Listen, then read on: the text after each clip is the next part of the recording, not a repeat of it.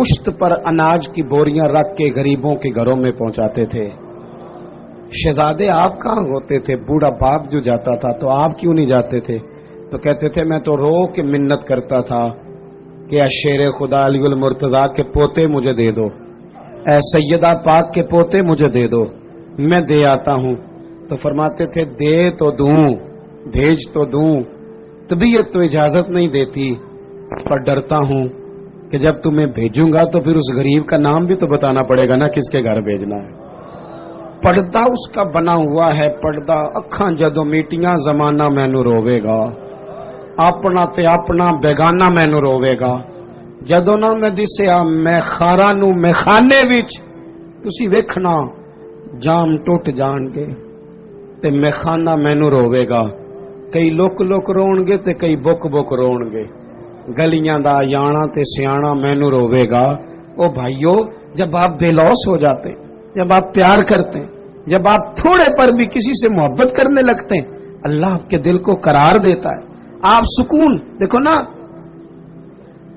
3 دن ہوئے تھے حضرت صدیق اکبر کے وصال کو، تو حضرت عمر فاروق فرماتے ہیں زخم ابھی تازہ بھی تھا، گہرا بھی تھا. میں عصر کی نماز پڑھا کے نا تو باہر مسجد شریف میں بیٹھا تھا.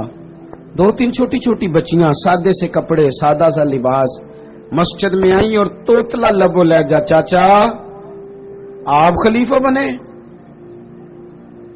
کہاں بیٹا میری ڈیوٹی لگی ہے. تو کہا وہ ہمارے ساتھ چلیں گے؟ پتر کہاں جانا ہے؟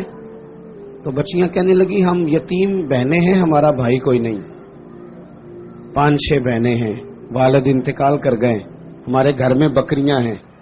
ابو بکر صدیق روز عصر کے بعد ہمارے گھر آتے تھے، بکریوں کا دودھ دھو کے ہمیں دے جاتے تھے، کچھ ہم بیچ لیتی تھی، کچھ پی لیتی تھی.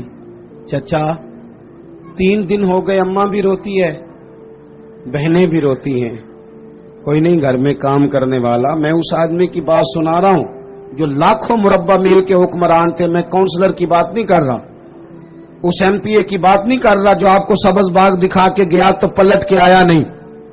فرماتے ہیں کہ چلیں گے آپ؟ حضرت سیدنا عمر فاروق رضی اللہ تعالیٰ عنہ کہتے ہیں میں اتنا رویا کہ میری داڑھی آنسوؤں سے بھر گئی. میں اٹھا، چلو پتر چلتا ہوں. آگے آگے وہ بچیاں اور پیچھے پیچھے میں. رستے میں ایک صحابی ملے. اے امیر المومنین، روتے ہوئے کہاں تشریف لے جا رہے ہیں؟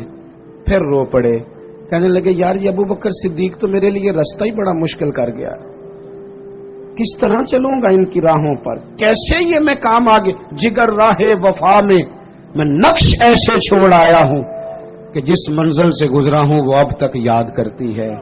او یارو، ہیں نا کچھ ابھی بھی لوگ، کچھ لوگ ابھی بھی ہیں جو شام کو انتظار کرتے ہیں. شام کو اللہ خوش رکھے. سنیں جی، شام کو انتظار کرتے ہیں کہ اگر کہیں سے دوا کے پیسے آ جائیں تو اماں کو دوا لے دوں.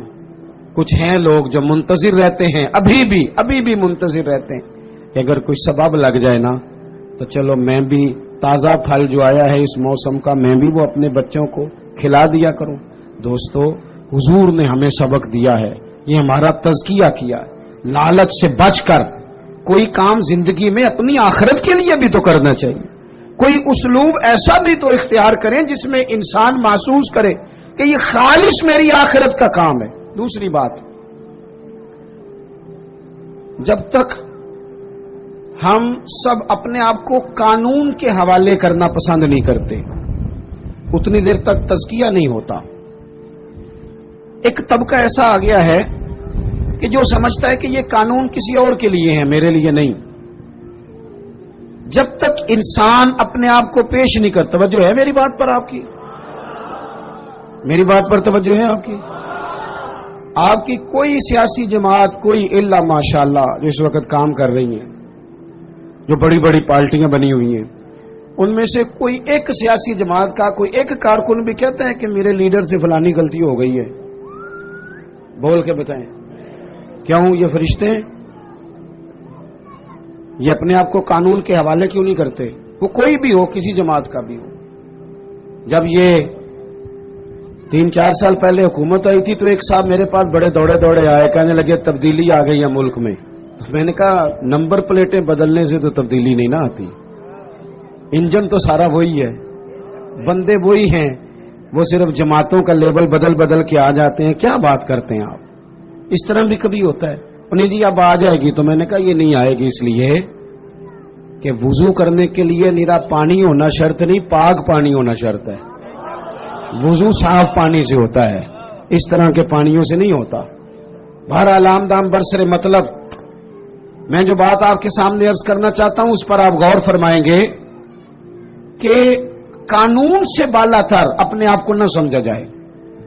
ہم سے اگر کبھی کوئی کمزوری ہو جاتی ہے، کسی مقام پر ہم کوئی غلطی کر بیٹھتے ہیں، اس کا اعتراف کر لینا، اس کو مان جانا، اس کو تسلیم کرنا سیکھیں. ہمارے گھروں کے اندر جنگ لگی ہوئی ہے اس لیے کہ ساس کہتی ہے میں تو غلطی کر ہی نہیں سکتی، اور اگر لوگ ہمارے ہاں غلطی کا اعتراف کرتے بھی ہیں تو اتنا جارحانہ ہوتا ہے کہ وہ لگتا ہے غلطی نہیں، وہ تو ڈنڈا چل رہا ہے. بہو کہتی ہے اماں کی ساری غلطیاں میں تو کر ہی نہیں سکتی. اپنے آپ کو تسلیم کے کٹہرے میں لائیں، ماننا سیکھیں. اگر کسی جگہ آپ محسوس کرتے ہیں نا کہ یہاں میں بھی بھول گیا تھا تو مان لیں. بڑے بڑے لوگ مان جایا کرتے تھے، بڑے بڑے لوگ تھے جو رجوع کر لیتے تھے. تسلیم کرنے کا، مان لینے کا مزاج بنائیں. آپ کی ضرورت ہے آپ کسی بڑے آدمی کو، طاقتور کو کہہ سکیں کہ تو مان جا، تیرے اندر یہ کمزوری ہے. کوئی مانتا ہے؟ ہم مانتے ہیں. ہاں نہ تو کرو نا. غلطیاں کرتے ہیں کہ نہیں؟ مانتے ہیں. پھر میں نا ایک دفعہ اپنے علاقے میں موٹر سائیکل پہ ایک دوست کے پیچھے بیٹھا ہوا تھا، تو روڈ کے اوپر ہی نا ایک صاحب نے دوسرے کو ٹکر مار دی موٹر سائیکل کی. اب وہ غلط ٹکر ماری ہے اس نے، اس سے غلطی ہو گئی تو ٹکر اس کو لگ گئی، وہ بندہ گر گیا. تو اب وہ گرنے والا اٹھا تو جس نے ٹکر ماری تھی نا وہ اس پہ چڑھائی کر گیا. کہنے لگا کب سے میں ہارن بجا رہا ہوں، کب سے میں اشارے دے رہا ہوں، کب سے لائٹیں دے رہا ہوں، دیکھا نہیں جاتا، چلا نہیں جاتا. اب وہ بندہ گرا بھی تھا، تکلیف بھی ہوئی تھی، اور جس کی غلطی تھی وہ پریشر بھی ڈال رہا ہے. تھوڑی دیر کے بعد وہ رخصت ہو گیا. میں جب تک قریب چلا گیا، چند سیکنڈ لگے، وہ بندہ بیچارہ گرا تھا، اٹھ کے چلا گیا. میں نے قریب جا کے وہ ٹکر مارنے والے سے کہا، میں نے کہا غلطی بھی تیری تھی، میں دیکھ رہا ہوں پیچھے پیچھے ہم بھی آ رہے ہیں، اور چڑھائی بھی تو کر گیا. تو یہ تربیت ہے آج کل جو قوموں کی اور نوجوانوں کی ہو رہی ہے. وہ کیا کہتا ہے؟ وہ کہتے پیر صاحب تسی بھی تکدے سو پہ. میں نے کہا پیچھے ہی تھا. کہنے لگے گل تو اڈی ٹھیک ہے، غلطی میری سی، پر جی میں نہ چڑھائی کرتا تھے انہیں کر جانی سی. یہ مزاج ہے. یہ ہنسنے والی نہیں تو رونے والی بات ہے.